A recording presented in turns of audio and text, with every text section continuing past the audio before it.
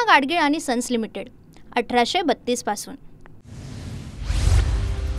मराठवाड्यामध्ये झालेल्या पावसाचा प्रशासकीय अहवाल समोर। मराठवाड्यामध्ये एकाच दिवसात पडला 113% पाऊस। 113% पाऊस पडल्यानं मराठवाड्यामध्ये सगळीकडे पूरपरिस्थिती। अहवालातील माहिती। छत्रपती संभाजीनगर ते पुणे महामार्गावरील तुर्काबाद वाळूज महानगर एमआयडीसी या परिसरामधला रस्ता पूर्णतः पाण्याखाली। पाण्यातून वाहतूक सुरू। मुसळधार पावसामुळे छत्रपती संभाजीनगरमधील शिवना नदीला पूर। शिवना नदीला पूर आला, त्यामुळे मुंबई नागपूर महामार्ग बंद। अहिल्यानगर शहरातून वाहणाऱ्या सीना नदीला पूर। पावसामुळे नगर कल्याण महामार्गावरील वाहतूक ठप्प। महानगरपालिका आणि अग्निशमन दलाकडून पुरात अडकलेल्या नागरिकांचं रेस्क्यू। धाराशिवच्या भूम तालुक्यातील पाथरोड वालवड या मार्गावरील पूल गेला वाहून, तर त्यामुळे पाटसांगवी गावाचा संपर्क तुटला। डेअरीला जाणाऱ्या मार्गावरील पूल वाहून गेल्यानं शेतकऱ्यावर 120 लिटर दूध नदीत ओतून देण्याची वेळ। नांदेडच्या धर्माबादमधील रोशन गावामध्ये शेतकऱ्यांचं जलसमाधी आंदोलन। नुकसान भरपाईच्या मागणीसाठी गावकऱ्यांनी केलं हे आंदोलन। गोदावरीच्या बॅकवॉटरमुळे मोठं नुकसान। बीडमध्ये चौसाळा ते पिंपळगाव या ठिकाणी नदीला पूर आला, त्यामुळे 5 गावांचा संपर्क तुटला। पुलावरील वाहतूक कालपासून बंद। शेती पिकांचं नुकसान। माढा तहसील प्रशासन सीना नदीकाठच्या पूरग्रस्त नागरिकांच्या मदतीला। माढा प्रशासनातर्फे 20 गावातील बाधित नागरिकांसाठी जेवणाची सोय। जेवणामध्ये चपाती भाजी वरण आणि भाताचा समावेश। सोलापूरमधील मोहोळमध्ये पशुखाद्याचं वाटप। शिंगोली गावामध्ये पशुखाद्य मिळवण्यासाठी शेतकऱ्यांची गर्दी। शासकीय गोदामातून प्रत्येक गावागावात पशुखाद्य वाटपाला सुरुवात। नदीपात्रात केलेल्या अतिक्रमणामुळे पूरस्थिती निर्माण, तर अतिक्रमणाबाबत अनेक प्रकरणं न्यायालयामध्ये प्रलंबित। न्यायप्रविष्ट प्रकरणांमध्ये न्यायालयानं लवकरच निर्णय घ्यावा। संग्राम जगताप यांची न्यायालयाकडे विनंती। छत्रपती संभाजीनगरच्या सिल्लोडमधील बाजार सावंगीमध्ये पुरात अडकलेल्या नागरिकांना वाचवलं। यामध्ये 7 ते 8 वर्षांच्या 3 मुलांचा समावेश। अग्निशमन दलानं पहाटे 4 वाजता गावात दाखल होत नागरिकांची केली सुटका। बीडमधील जेवा पिंपरी आणि हिंगणी खुर्दमधील शेती पाण्याखाली। शेकडो एकर शेती पाण्याखाली। शेतकऱ्यांचं अतोनात नुकसान। जाफराबाद तालुक्यामध्ये मुसळधार पावसाची हजेरी। पावसामुळे देवळेगव्हाण या ठिकाणी सहदेव बनकर शेतकऱ्याचा 5 एकर क्षेत्रावरील ऊस जमीनदोस्त। शेतकऱ्याचं मोठ्या प्रमाणात आर्थिक नुकसान। परभणीच्या पूर्णा तालुक्यातील सुडावा या भागामध्ये झालेल्या पावसामुळे मोठ्या प्रमाणात पिकं पाण्याखाली। सोयाबीनमध्ये कमरे एवढं पाणी, तर ऊसाचं अर्धशेत 7 ते 8 फुटांपर्यंत पाण्यात। रायगड जिल्ह्यासाठी मुसळधार ते अतिमुसळधार पावसाचा इशारा। अंबा नदीच्या पाणी पातळीत वाढ। पावसाचा जोर कायम राहिल्यास पूरसदृश्य परिस्थिती निर्माण होण्याची शक्यता। जळगावच्या एरंडोलमध्ये अंतुर्ली या ठिकाणी अतिवृष्टीमुळे शेतांमध्ये साचलं पावसाचं पाणी। मोसंबी मका कपाशीसह इतर पिकांचंही मोठ्या प्रमाणात आर्थिक नुकसान। शहापूर तालुक्यामध्ये मुसळधार पाऊस, तर सापगावामध्ये शिरलं पावसाचं पाणी। सातगाव पुलावरून पाणी गेलं, तालुक्याचा संपर्क तुटला।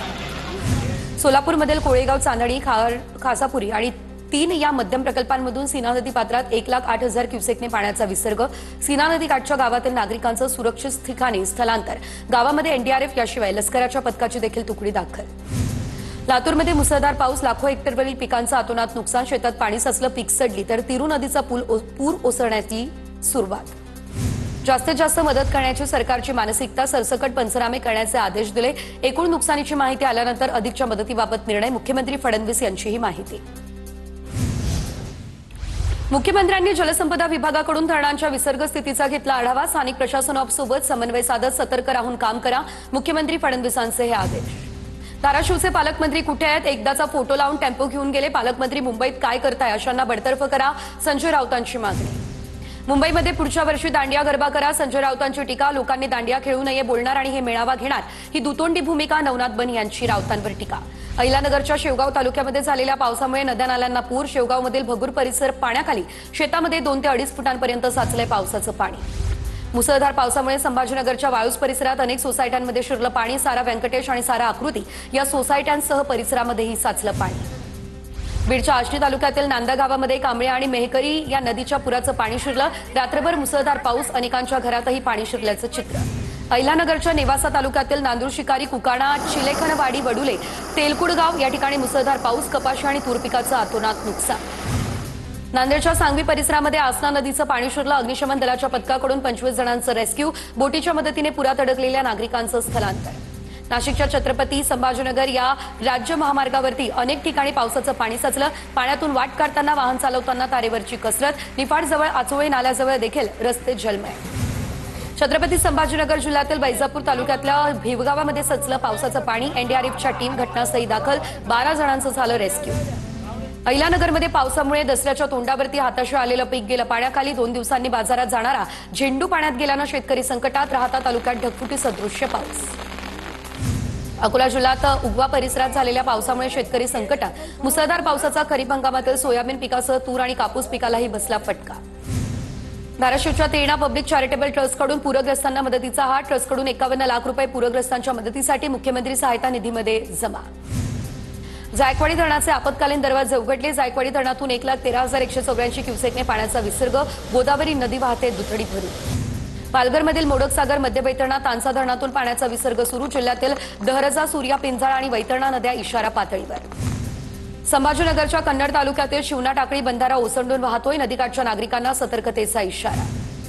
भीमाशंकरमध्ये पावसाची संततधार, त्यामुळे चासकवान, भामासखेड आणि कळमोडी या धरणातून पाण्याचा विसर्ग वाढला। नदीकाठच्या नागरिकांना सतर्कतेचा इशारा।